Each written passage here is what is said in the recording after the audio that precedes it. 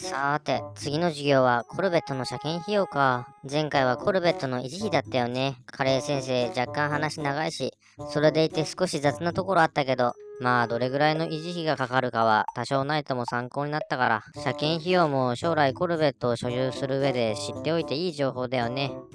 もうそろそろ先生来ると思うんだけどな。あ、先生来た。あれこの人誰？はーい、こんにちは。私はアメリカからはるばるやってきたコルベリアン先生よ。コルベリアン？ほらそこの君、名前はなんていうのかしら？あ、僕ですか？そうよ、僕よ。ここの教室にはあなた一人しかいないでしょ。まあ、そうなんですが、レボシです。レボシ君？なかなか珍しい名前ね。はい、僕もそう思います。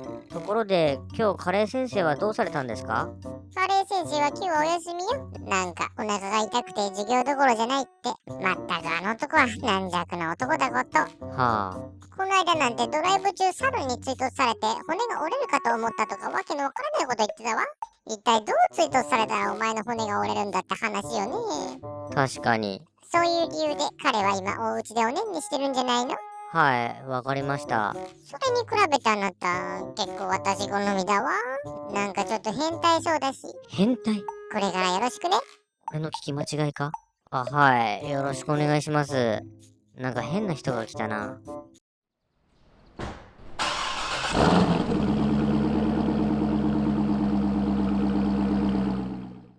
じゃあ授業始まる前に今回の内容を説明しておくわね。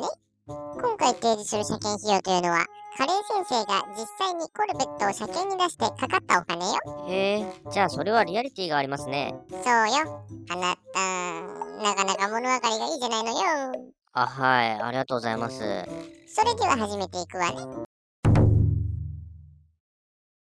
まずは自賠責保険よ。コメドリアン先生、自賠責保険って何ですか？あらやだ、私はコメドリアンじゃなくてコールベリアン先生よ。私コメドリアンなんてフィリピンでも見たことなかったわよ。あ、すいません。コルベリアン先生、自賠責保険って何ですか？自賠責保険っていうのはよく自賠責と省略されて呼ばれることも多いわ。例えばあなたが車を運転していたとするでしょ。はい。そして人をポーンってよく引いたりすることもあるでしょ。いや、それは絶対に嫌なんですけど。もし人をポーンって引いて相手を怪我させてしまったり、最悪相手を死なせてしまった時に加害者が負うべき経済的な負担を補填する保険よ。ああ、それは万が一の時に必須な保険な気がします。そうよ。だからこの自賠責というのは強制保険とも呼ばれているわ。つまりこの保険に入ってなければ車や原付を運転できないし違反になるのよ。なるほど。それは大事な保険ですね。そうよ。カレー先生の存在よりも大事な保険でしょ。はあ。でもね、この自賠責はあくまでも対人に限定されていて、物損事故に関しては補填されないから注意が必要よ。そうなんですね。つまり、他の事故にも対応できるように任意で自動車保険にみんな入るんですね。あらまあ、レボシ君。やっぱりあなた物分かりがいいじゃないのよ。なんか先生興奮してきちゃったわ。はい。それで、カレー先生が実際に支払った自賠責はこちらよ。なるほど。2万10円ですか。ちなみにこの金額って車によって変動するんですか？車というよりは、車のカテゴリーと違う感じね。例えば、軽自動車とか、貨物とか、自動二輪とか。軽自動車は少し安いけど、小型貨物や普通貨物などは高くなるわ。ちなみにこれは24ヶ月分の自賠責保険料よ。わかりました。月に換算しても834円なので、決して高くないですね。そうよ、レボシ君。その調子よ。ちなみにこの授業ではあくまでも車検費用にスポットを当てているから、詳しく知りたい人はググってみてね。次に重量税についてのお話よ。重量税ですか。なんか文字を見る限りは、車の重さに対して税金がかかるイメージですね。エクセレント。あら、レボシ君。先生嬉しいわ。嬉しすぎて体がほてってきたわ。いや、それはまずいんじゃないかと。もう授業なんてやってる場合じゃないわ。私もカレー先生のように今から仮病を使ってレボシ君を誘拐しちゃおうかしら。いや、先生、車検について教えてください。もうしょうがないわね。でもレボシ君のそういう純なところにも先生興奮しちゃうわ。はあ、やばいぞこの先生。レボシ君が言った通り、この税金は新車登録の際や車検の際に車の重量に対して支払う税金ね。ちなみにカレー先生が支払ったのはこちら。なんか結構高いですね。そうね、決して安くないわよね。そもそも重量に対して支払う税金というのがよくわからないところだけど、きっと車が増えすぎると地面が陥没して道路整備が大変だから徴収するシステムなのかしら。そうなんですかね。まあいろいろと諸説はあるみたいだけど、少なくとも現在は支払わなければいけない税金よ。ちなみにこの重量税はエコカー認定されている車は割安なのと、年式が新しい方が割安になるわ。カレー先生のコルベットはもちろんバリブリの6リッター V8 エンジンでエコとはかけ離れている車だからエコカーではなく、しかも新車登録から13年以上経過していて、なおかつ重量が 1.5 から2トン以内の車に分類されるわ。だから45,600円なのよ。へえ、なんかエコカーなら安くなるとか、年式が新しい方が安くなるんじゃ、なんか重量税って感じしないんですけど。そうよね。でも事実、車の重量で値段が変わるシステムもまだ導入されているわけだから、重量税といえば重量税ね。まあ、確かに。女性のブラジャーだっていろいろなカップサイズが存在しているでしょ。それと同じよ。どういうこと？次に飲酒代についてね。先生、この飲酒ってのは何ですか？飲酒代というのは車検に必要な各種手続きで発生する手数料のことよ。車検を通すには検査や登録、車検証の発行など様々な手続きがあるけど、その運営経費はこれらの手数料で賄われているため、必ず支払う必要があるのよ。ちなみにカレー先生が支払った飲酒代はこちらよ。なるほど。ちなみに飲酒代は車で違うのですか？まず、その車が今回の車検において新車登録なのか、継続検査なのかで微妙に値段が違うわ。また、5ナンバーか3ナンバーかによっても値段が違うわね。さらに、構造など変更検査といって、車の保安基準に影響を与える改造を行った際に受ける検査も存在するわ。なんかややこしいですね。そうね。カレー先生の言い訳くらいややこしいわよね。あとは手数料の扱いになるから、どの陸運局に持ち込むかで場所によって値段が違うわよ。まあ、前日の自賠責保険や重量税ほどの差はないから、だいたいこのくらいって覚えておけば問題ないわよ。わかりました、先生。価格の違いとか構造など変更検査などちょっと細かいから詳しく知りたい方はググってみてね。さーて、次に最後になるわよ。最後はちょっとまとめて紹介しちゃうわね。あ、まとめるんですか？どうしてまとめるんですか？というよりも、次の費用というのは車検を依頼するショップやディーラーによって違ってくるから、こういった項目があるわよという意味でまとめて紹介するの。なるほど、そういうことですね。そうよ。じゃあまず、輸入車検査代行ね。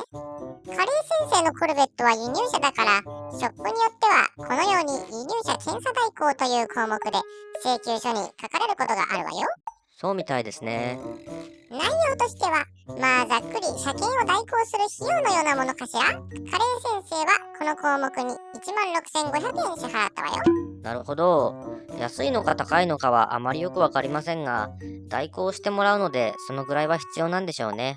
そうね。次にテスター調整代ね。テスターってのは車のコンピューターと接続して異常がないかを確認するための端末のことよ。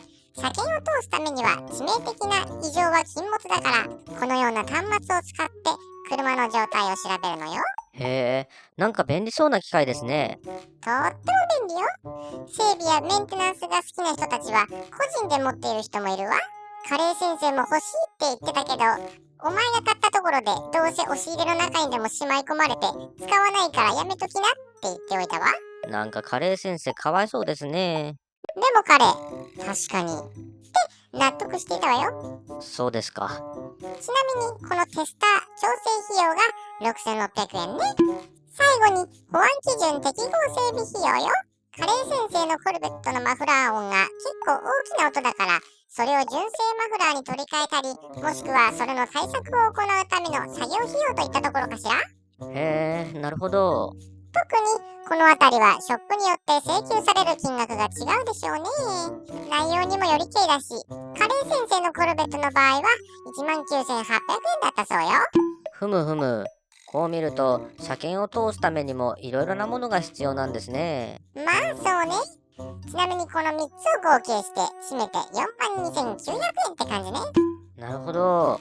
よくわかりました。もう一度言うようだけど、この整備費はショップやディーラーによって費用が変動するから、カレー先生の場合はこんな感じだったっていう認識でお願いね。そうですね。でも、そうなると、自分がどこかのショップにお願いした場合の費用がわかりにくいですね。まあそうだわよね。そのあたりは事前にショップさんに問い合わせて見積もりをもらうのがいいと思うわ。でも整備側も実際に車を見てみないと見積もりができないという状況でもあるだろうから、ざっくりであれば見積もりを出してもらえるかもね。はい。自分の場合はそうしてみようと思います。今回の費用をすべて合計してみるわよ。はい。先生、よろしくお願いします。もうレボシ君って本当に可愛いわね。今すぐ食べちゃいたいわ。いや、それよりも合計金額を教えてください。あら、先生をじらす気？そんなにじらされると先生、いろいろと爆発しちゃいますわよ。いや、爆発されたら困ります。しかもなんか、お嬢様みたいな口調だったし。ということで、まず自賠責保険が20,010円でしょ。はい。次に重量税が45,600円。はい。次に飲酒代が2,300円で、はい。最後に整備費が計42,900円。はい。締めて合計11,810円よ。おー、なるほど。これって安いんですか？高いんですか？なんとも言えないわね。ただ、決して高くはないはずよ。例えば、1.5から2トンの自動車の相場が11万円から20万円と言われているわ。え？じゃあ安い方じゃないですか。そうね。でもきっとこの相場はパーツなどの交換費用も含まれているわ。先ほどの11,810円という合計金額は車検費と整備費しか含んでないからね。ちなみにカレー先生は今回エンジンオイル、オイルフィルター、エアクリーナーの交換も依頼していて、それをすべて合算すると127,970円になるわよ。それでも相場が11万から20万円ということを考えると、全然安い方ですね。そうね。カレー先生の存在価値くらい安いわね。先生ってたまに毒舌ですよね。でもそう考えると、特にコルベットだから特別高くなってるってわけではなさそうですね。そうね。輸入車という点では整備は高くなる傾向だけど、それでもあまり異常のない車だったらこんなもんじゃないかなと先生は考えるわ。いやー、少し安心しました。やっぱりコルベットの車検費用って高いのかなって思ってたので。ちなみにもっと車検費用を安くする方法としてユーザー車検ってのがあるわ。ショップなどにお願いせずに自分で車を陸運局に持って行って自分で手続きして帰ってくる方法ね。へー、そんなことができるんですか。できるわよ。カレー先生も過去にやったことがあると言っていたわ。その場合は自賠責保険と重量税と飲酒代だけで済むから7万円くらいになるわよ。そんな裏技があるんですね。じゃあ僕がコルベットを所有したら自分でやってみようかな。それも一つの手ね。